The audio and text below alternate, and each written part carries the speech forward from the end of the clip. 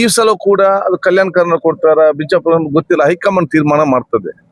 ಎಲ್ಲವೂ ಹೈಕಮಾಂಡ್ ತೀರ್ಮಾನ ಮಾಡುವಾಗ ಪ್ರಾದೇಶಿಕವಾಗಿಯೂ ಜಾತಿ ಆಧಾರದಲ್ಲಿ, ಧರ್ಮದ ಆಧಾರದಲ್ಲಿ, ಸೀನಿಯಾರಿಟಿ ಇದನ್ನೆಲ್ಲ ಕ್ರೋಢೀಕರಿಸಿಕೊಂಡು ಇವತ್ತು ಮಾಡಬೇಕಾಗ್ತದೆ.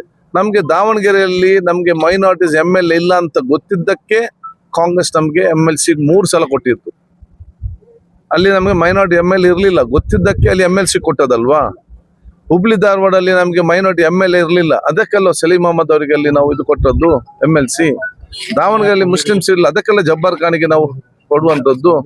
ಯಾಸೀರ್ ಪಠಾಣ್ ಅವರನ್ನು ಬಹುಶಃ ಇವತ್ತು ಲಿಂಗಾಯತ್ ಸೀಟಲ್ಲಿ ಮಾಜಿ ಮುಖ್ಯಮಂತ್ರಿ ಮಗನ ಮುಂದೆ ಲಿಂಗಾಯತ್ ಸೀಟಿಗೆ ನಿಂತು ಎಲ್ಲರೂ ಕೂಡ ಕೆಲಸ ಮಾಡಿ, ಆಗ ಮಲ್ಲಿಕಾರ್ಜುನ್ ಅವರೆಲ್ಲ ಬಂದು ಕೆಲಸ ಮಾಡಿ ಯಾಸೀರ್ ಪಠಾಣ್ ಅವರು ಗೆಲ್ಲಿಸಲಿಲ್ವಾ? ರಾಮನಗರದಲ್ಲಿ 50% ಅಲ್ಲಿ ಅದರ್ ಕಮ್ಯುನಿಟಿ, ನಾವು ಬರೀ ಮೈನಾರಿಟಿ ಇರುವುದೇ 30% ಅಲ್ಲಿ. ಅಲ್ಲಿ ಕರ್ಕೊಂಡೋಗಿ ಇಕ್ಬಾಲ್ ಹುಸೇನ್ ಅನ್ನು ಕುಮಾರಸ್ವಾಮಿ ಮಗನ ಮುಂದೆ ಗೆಲ್ಲಿಸಲಿಲ್ವಾ? ಅದು ಕಾಂಗ್ರೆಸ್.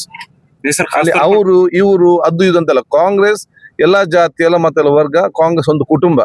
ಯಾರು ನಿಂತರೂ ಕೂಡ ನಾವು ಕಾಂಗ್ರೆಸ್ ಪಕ್ಷಕ್ಕೆ ವೋಟ್ ಆಗಬೇಕು, ಅದು ನಮ್ಮ ನಿಯತ್ತಾಗಿರ್ಬೇಕು. सर खास तौर पर कर्नाटका में गुलबर्गा और बीदर माइनॉरिटी डिस्ट्रिक्ट कहा जाता है सर. खास तौर पर कर्नाटका में गुलबर्गा और बीदर. ನಾನು ಮತ್ತೆ ಹೇಳ್ತೇನೆ, ನೀವು ಮೈನಾರಿಟಿ ಅದು ಇದನ್ನು ಹೇಳಿಕೊಂಡು ಈ ಸುಮ್ಮನೆ ನಮ್ಗೆ ನಷ್ಟ ಅಲ್ಲದೆ ನಿಮ್ಮಿಂದ 1% ಮೈನಾರಿಟಿಗೆ ಲಾಭ ಇಲ್ಲ, ಇದರಿಂದ ನಷ್ಟ. ಇದ್ದವ್ರಿಗೂ ನಮ್ಮನ್ನು ಬಿಟ್ಟು ಹೋಗ್ತಾರೆ. ಮತ್ತೆ ನಾವೆಲ್ಲ ಒಟ್ಟಿಗೆ ಅಂತ ಸೇರಿದ್ರೆ ನಾವು ಸ್ವಲ್ಪ ಬಚಾವ್.